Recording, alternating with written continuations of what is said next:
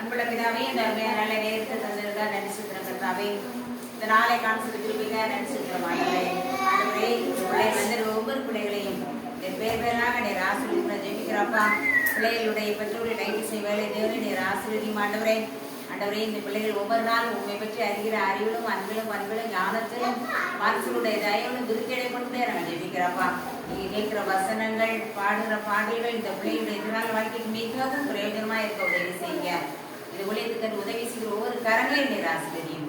இயேசு கிறிஸ்து நாமத்தில் வேண்டிய ஒரு நல்ல பிதாவே.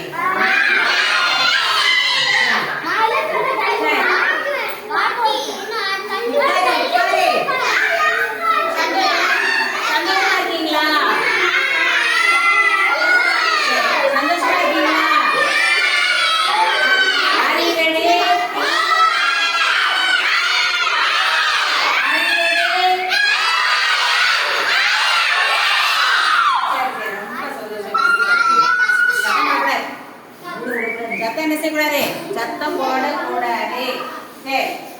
சின்ன பாட்டு தான், ஏற்கனவே பாடின பாடலாம். என்ன ஒரு பாட்டு? ஜெயம் சொல்லு ஜெயம் சொல்லு பாடு.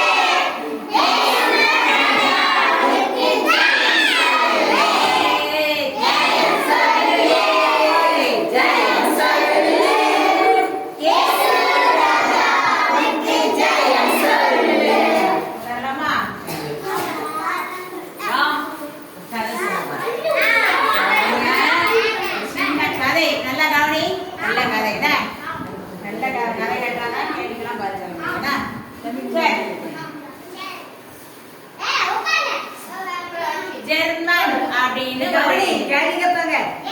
ஜெர்மன் அப்படிங்கிற ஒரு தேசம் இருந்தது. ஜெர்மன் சரியா? அங்க வந்து ஒரு புத்தகத்துல வந்து ஹிட்லரின் இறுதி காலம் அப்படின்னு ஒரு புத்தகம் இருந்தது. என்ன புத்தகம்? ஹிட்லரின் இறுதி காலம் அப்படின்னு ஒரு புத்தகம். அந்த ஹிட்லர் வந்து யார் அப்படின்னா அந்த அமெரிக்கா அந்த ஜெர்மன் தேசத்தை ஆண்ட சர்வாதிகாரி. அவர் யாரு? சர்வாதிகாரி. அவர் யாரு? ஜெர்மன் தேசத்தை ஆண்ட ஒரு பெரிய தலைவர், ஒரு சர்வாதிகாரர், ஒரு நல்ல போர் வீரர், திறமையானவர். ஆனால் அவருக்கு என்ன குணம் இருந்துச்சு அப்படின்னா பேராசை. என்ன இருந்துச்சு? பேராசை உங்களுக்கு இருக்கமா இருக்கக்கூடாது? இருக்கக்கூடாது. அடுத்தவன் பொருளை எடுக்கிறது, காணி அடுத்தவன் பொருளை எடுக்கிறது, அடுத்தவன் பணத்தை எடுக்கிறது, அடுத்தவங்களுடைய நிலத்தை அபகரிச்சு கொள்றது, இதெல்லாம் பேராசை. இதெல்லாம் என்னது? பேராசைப்பட்டால் வாழ்க்கையினுடைய இறுதி காலம் ரொம்ப துக்ககரமா முடியும். வாழ்க்கையின் இறுதி காலம் எப்படி இருக்கும்? துக்கமா முடியும். அதனால நம்ம என்ன செய்யக்கூடாது? பேராசை பேராசை பேராசை பேராசை பண்ணக்கூடாது. புரியுதா? சின்ன பிள்ளையா இருக்கீங்க, அடுத்த பொருளை என்ன செய்யக்கூடாது? எடுக்கக்கூடாது. அடுத்தவங்க பையில காசு எடுக்கக்கூடாது, அடுத்தவங்க நோட்டை எடுக்கக்கூடாது.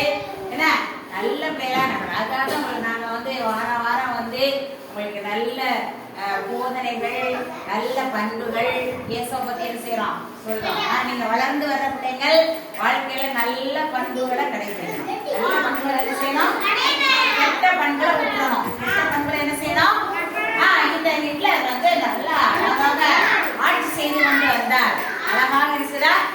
அவருக்கு என்ன ஆசை இருந்ததுன்னா பக்கத்துல எந்த நாட்டை பார்த்தாலும் அதை தான் வாங்கிடணும். அதை என்ன செஞ்சிடணும்? வாங்கிடணும். அந்த நாட்டோட போரிட்டு சண்டை போட்டு அந்த நாட்டை தன்னாட்டோட இணைச்சிடணும். தன்னோட என்ன செஞ்சிடும்? எல்லா நாடுகளையும் வாங்கினாரு. சண்டை போட்டு வாங்கினாரு. சண்டை போட்டு என்ன செய்வாரு? நிறைய சண்டை போட்டு போட்டு சர்வாதிகாரம் பண்ணுவாரு. மக்களை கொடுமைப்படுத்துவாரு. ரொம்ப சர்வாதிகாரம் பண்ணுவாரு. தனக்கு கிடைச்ச அதிகாரத்தை தவறான முறையில் பயன்படுத்துவார். நமக்கு ஒரு அதிகாரம் இருக்கு அப்படின்னா அது தவறான முறையில பயன்படுத்த எளிய முறையில மக்களுக்கு நன்மை செய்யக்கூடிய முறையில மாத்திரம்தான் நம்ம என்ன செய்யணும்? அதிகாரத்தை பயன்படுத்த வேண்டும். ஆனால் அவர் என்ன செஞ்சார் அப்படின்னா இப்படியே போயிட்டு போயிட்டு போயிட்டு நிறைய நாடுகளை சேர்த்தார். நிறைய நாடுகளை சேர்த்தார். ஒரு நாள் வந்தது, அவருடைய மரண காலம், இறுதி காலகட்டம் வந்தது. அப்போ வந்த உடனே அப்போ அந்த ஜெர்மன் தேசத்தை நோக்கி மற்ற நாடுகள்லாம் இப்போ போரிட்டாங்க. மற்ற நாடுகள்லாம் எதிர்நோக்கி வந்தாங்க. நிறைய பேர் இவர் எதிர்நோக்கி வந்தாங்க. வந்த உடனே போர் நிறைய இரண்டாம் உலக மகா யுத்தம் வந்தது. என்ன வந்தது? இரண்டாம் உலக மகா யுத்தம். பெரிய யுத்தம் நடந்தது. போர் நடந்தது. இந்த போர் நடந்த உடனே அந்த ரத்தம் சிந்துறாங்க. நிறைய குதிரையில எல்லாம் வந்து ஒருத்தரே வெட்டி வெட்டி போடுறாங்க. கடைசியில நம்ம நாடு ஜெயிக்காது, ஜெர்மன் தேசம் இனிமே என்ன செய்யாது அப்படின்னு ஒரு நடுக்கம் ஏற்படுத்திச்சு. அப்படி நடுக்கம் வந்தோம்னு அந்த போர்ல அவர் தோல்விட்டார். போர்ல என்ன செஞ்சிட்டார் அவரு? அதாவது நான் ஜெயிச்சிருவேன், என்னுடைய அதிகாரம் அப்படின்னு பயன்படுத்தினா கடைசியில ஒரு நாள் அந்த அதிகாரம் ஒண்ணுமே இல்லாம என்ன செஞ்சிடும்? ஏன் போவோம்? தவறாக நம்ம அதிகாரத்தை பயன்படுத்துறோம்னா அந்த இது கண்டிப்பா வாழ்க்கையில என்ன ஆயிரும்? தோல்வி அடைஞ்சிரும். அதுக்காகத்தான் மன தாழ்மையாய் ஆண்டவருக்குள்ளாக நாம் நடந்து கொள்ள வேண்டும். இப்படி தோல்வி அடைஞ்ச உடனே அவர் தன்னுடைய படை வீரர்லாம் கூப்பிட்டாங்க. சேனை தலைவர்லாம் கூப்பிட்டு என்ன சொன்னார் தெரியுமா? எப்பா இனிமே நம்ம வந்து ஜெயிக்க முடியாது. இனிமே நம்ம என்ன செய்ய முடியாது? ஏகப்பட்ட நாடு நம்மளை சுத்தி வளர்ச்சிதான். இனிமே நம்ம ஜெயிக்கவே முடியாது. அப்போ ஆனாலும் எதிரிகள் முன்னால என் சடலம் கூட என்ன செய்யக்கூடாது? அவன் கைக்கு என்ன செய்யக்கூடாது? போகக்கூடாது. பாருங்க, அதனால நீங்க நான் என்ன செய்ய போறேன்னா நான் என்னைத்தானே கொண்டு கொள்வேன். என்னுடைய சடலத்தை நீங்க பெட்ரோல் ஊத்தி என்ன செஞ்சிடணும்? எரிச்சிடணும். பெட்ரோல் ஊத்தி என்ன செஞ்சிடணும்?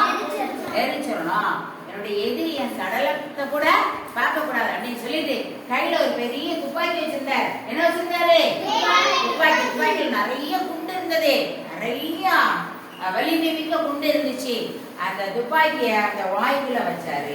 வாய்க்குள்ள செஞ்சாரு வச்சு அந்த துப்பாக்கியை வெடிக்க வச்சாரு. கட்ட கட்ட கட்ட கட்டன்னு வெடிச்சு அப்படியே வாய்க்குள்ள கொண்டு போய் அப்படியே ரத்தரத்தனமா வந்து ரத்த வாந்தி எடுத்து அப்படியே கொஞ்ச நேரத்துல மயங்கி கீழே விழுந்து இறந்து விட்டார். மயங்கி கீழே விழுந்து என்ன செஞ்சிட்டாரு? அவர் நிறைய பகுதியை வென்றார். நிறைய நாடு தனக்குள்ள வச்சிருந்தார். கடைசியில் என்ன ஆச்சு? தற்கொலை செய்து கொண்டு அவர் இறந்தார்.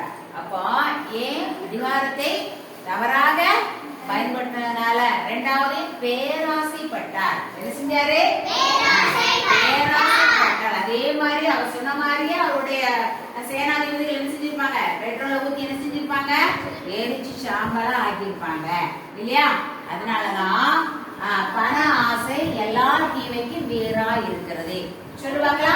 பண ஆசை எல்லா தீமைக்கும் வேறா இருக்கிறது. பண ஆசை எல்லா தீமைக்கும் வேறா இருக்கிறது.